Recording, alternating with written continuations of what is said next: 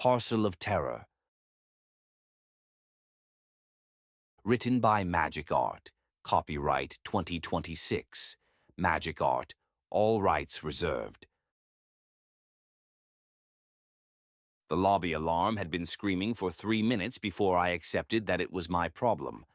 I lived on the 5th floor of an old Pittsburgh apartment building, the kind where the elevator worked 2 days out of 5, and the hallway lights ran on bulbs nobody had replaced since the 90s. The alarm was original to the building. It shrieked if the front door stayed open too long.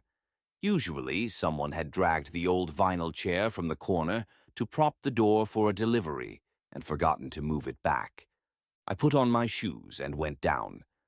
The chair was still there, angled awkwardly against the door. The alarm panel blinked red. The lobby was empty. A medium-sized brown box sat several feet inside the doorway, not at the threshold, but beneath the dead chandelier, like someone had nudged it with a foot. The cardboard was beat-up-looking and badly taped. No proper UPS label, no barcode, just a handwritten return to sender message and address scrawled along one side. Apparently, it had been originally sent to the resident of apartment 3B. I moved the chair back against the wall and silenced the alarm. When I picked up the box, something inside shifted. A slow, deliberate settling, like something stealthily adjusting its weight. One side of the cardboard was darker than the rest. The stain had dried tacky. I carried it upstairs. Her door opened before I finished knocking. She was a small woman in her mid-70s, though her posture made her seem older. She looked consumed, as if something had been taking small, careful amounts of her for a long time. She had a thick bandage wrapped around her left ankle, yellowed faintly at the edges. She looked at the box in my arms, and her face did something complicated. "Come in," she said. I almost didn't. She talked for a long time. I sat on the edge of her couch and kept my expression neutral, the way you do when you've privately decided someone is not entirely well, but you're too polite to interrupt. Outside, the sky was its flat gray November. It began in July. A package without a sender's name had arrived, her address written in her sister's unmistakable handwriting. Inside, something small, quick. She'd cornered that first one in the kitchen and chased it behind the refrigerator with a broom. From there into the narrow space beside the cabinets. From there, she folded her hands, down the garbage disposal. She said it like someone might describe killing a mouse. The second arrived in September. Larger. She lured it into the hallway with the cat's food bowl, snapped it into an old carrier, and dragged it to the trash compactor chute at the end of the corridor. She fed it through and did not look down.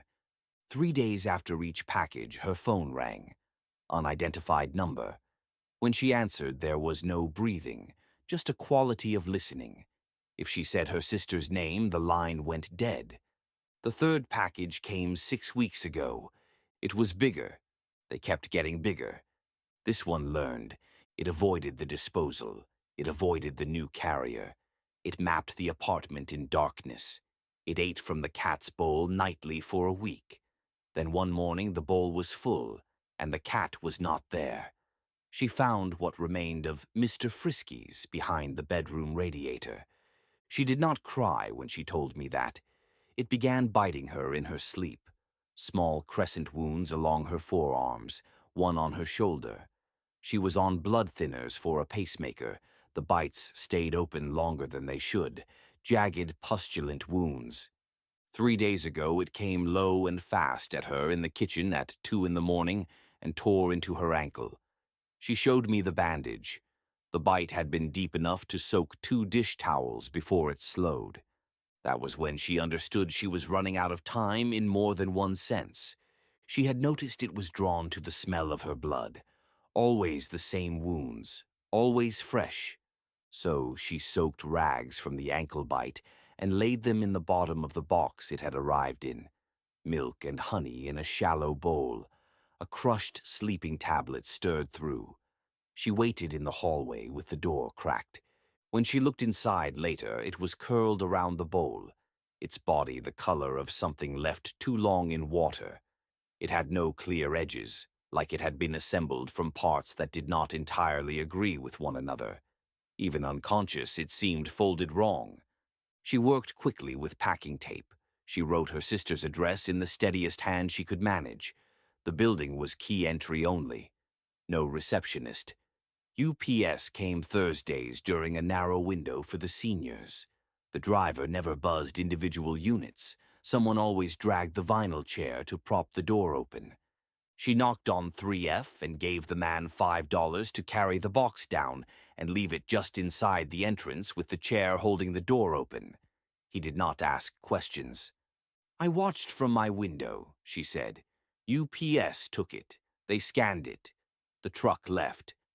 That was last Thursday. This morning the alarm went off. And now it's back," she said. She looked at me directly. "I'm not asking you to believe me. I'm asking you to help me anyway." I did not believe her, but she was small, exhausted, running out of blood, and whatever was in that box had learned her apartment well enough to navigate back to it, to navigate in the dark. I had a car. The UPS store on Forbes was open until 7. "I'll take it," I said. She wrote the return address again on a fresh label while I held the box. Her hands shook badly, but the handwriting was clear. "Don't put it down," she said quietly. "Don't put it down until you're at the counter." I meant it. I set it on the kitchen table. Just for a minute. I walked down the hall. Needed the bathroom.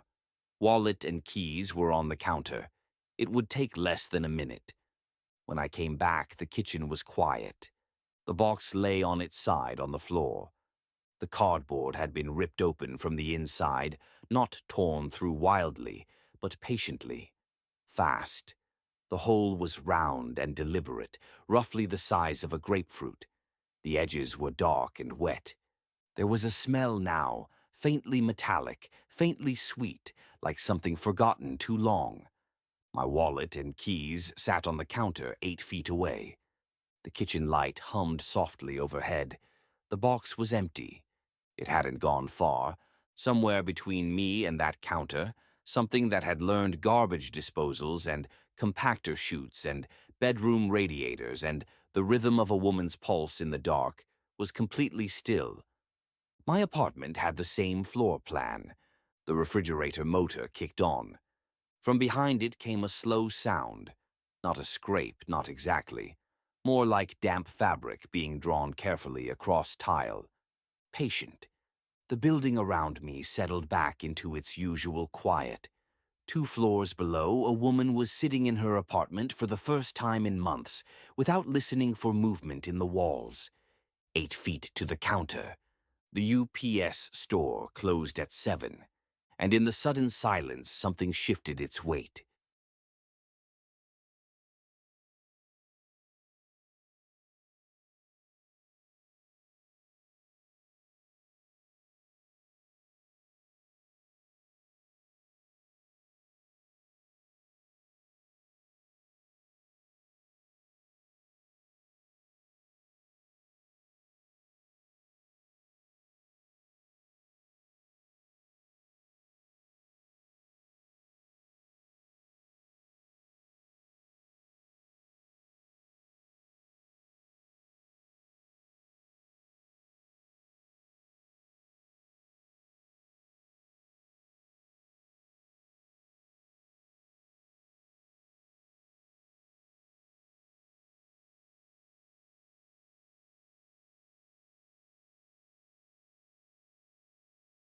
The Neighbor.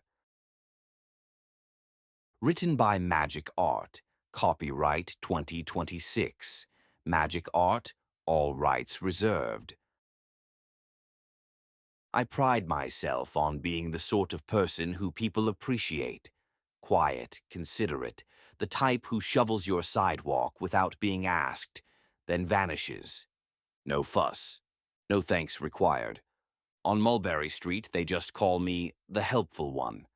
My name is Terry Carmichael, and I'm 45 years young. I live alone. I can't be alone. Stella Paul, 78, lives next door to the right. She's alone too.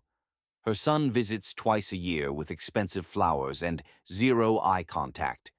I've looked after her in my quiet way for almost 3 years now, retrieving her mail when it piles up, even her social security checks, returning her recycling bins from the curb, sitting with her on the porch while she talks about her late husband Jeffrey, who died of a stroke in that very house in 1987.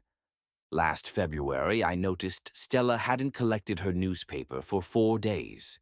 The porch light was left on through the afternoons, always a bad sign. I let myself in through the back, using the spare key she gave me some time ago. She was fine, as it turned out, just a head cold and a dead phone battery. She was embarrassingly grateful. The thing about being trusted completely by a lonely old woman is that it requires a certain discipline of character. You must never exploit it carelessly. I've been very disciplined, very patient. Jeffrey's things are still in the basement. Tools, fishing equipment, 2 lockboxes I have not yet found keys for. It would be indelicate to ask. Some evenings, when she's asleep early, she takes those little blue pills now, I let myself in to check. I use her toothbrush sometimes, just a quick brush with her mint paste. It tastes like her breath faintly. Once I tried on her dentures in the bathroom mirror. They clicked pleasantly as I practiced her soft, "Thank you." Her dresses hang in the closet like patient ghosts. I slip into the floral cotton one with pearl buttons occasionally, feel the fabric settle, the faint lavender from her sachets. It fits loosely. That's the point. I roll on her powdery floral deodorant, too. It lingers on me all the next day.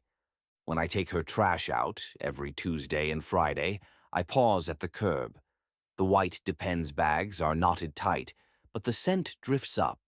Faint ammonia, talc, something warmer and more personal. I lean in, breathe it slow. It's intimate, like catching her unawares. Reminds me she's still here, still fragile. I tie the bag tighter, drop it in the bin, wash my hands at her kitchen sink with her rose-scented soap. The goldfish were getting listless. One afternoon, while she napped, I dropped a pinch of something into the bowl. Nothing dramatic, just enough to quiet them. They floated by mourning. She cried a little, blamed the tap water. I brought her a new one from the pet store. "To replace the loss," I said. She hugged me. Her little terrier, Pepe, used to bark when I'd come in late. One night I fed him a square of dark chocolate from my pocket, the kind that's supposed to be bad for dogs. He ate it eagerly, tail wagging, then went quiet for good the next day. Stella was devastated. I sat with her while she buried him in the backyard, held her hand. He was old, I told her. At least he went peacefully. This evening I spotted an unfamiliar car in her driveway. I let myself in the back as usual, quiet, concerned. A nephew up from Pittsburgh was sitting at her kitchen table, eating her food with a confident, proprietary air that set my teeth on edge. He looked at me with obvious suspicion, asked how I'd gotten in. I showed him the key. He asked Stella where I'd gotten a key to her house. Stella looked at me for a long, searching moment. Then she told her nephew she had never given me a key. His face flushed red. He stood up so fast the chair scraped the floor. "Hand it over, right now. Give me that key, you creep. I'm calling the police and a locksmith. Tonight. You're not stepping foot in here again." I regarded him calmly. The outrage was almost endearing, like a child throwing a tantrum over something that already belonged to someone else. Stella sat very still, eyes distant, as if the room had grown too big and too loud. I gave him the key with a small nod. Of course, no need to upset her further. I turned without hurry, walked to the back door, opened it, stepped out into the cool evening air. The screen door clicked shut behind me with its familiar soft thud. I passed Pepe's little grave, the small mound of fresh-turned earth under the petunias, still no marker, and crossed the narrow strip of lawn that separated our houses. I let myself in through my back door, locked it, stood in the kitchen for half an hour, listening to the quiet. She'll need checking on again soon. Sirens wailed in the distance,